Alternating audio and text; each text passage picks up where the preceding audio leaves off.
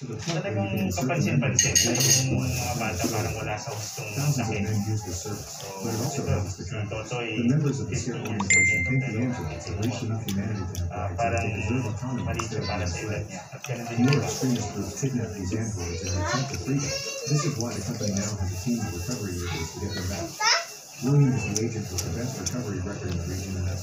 Isa ang komunidad na ito sa mga tinutukan ng Rise Against Hunger, isang non-government organization na nagtayo ng kauna-unahang mga fruta sa bansa.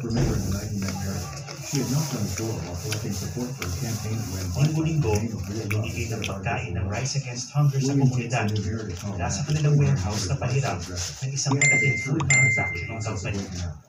Meredith moved to offer to get used to simple things like walking and breathing. She also refers to herself in third person. However, William is at work, and he explains she only knows how to assimilate the implanted memories. Before she knows it, she'll behave so naturally. What's so special about the Nutri-Band? Fortunately,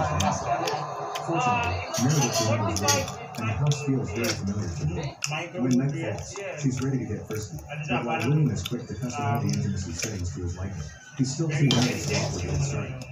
Fortunately, Meredith doesn't mind taking control of the situation and guiding her husband through a night of fun.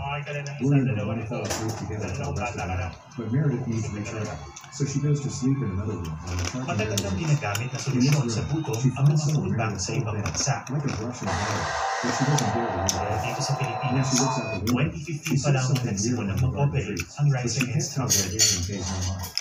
The next morning, while Ayon Meredith sa makes Food and breakfast, Agricultural Organization, 30% ng pagkain sa mundo ang nasasayang lamang mula sa produksyon hanggang sa mga pamilihan.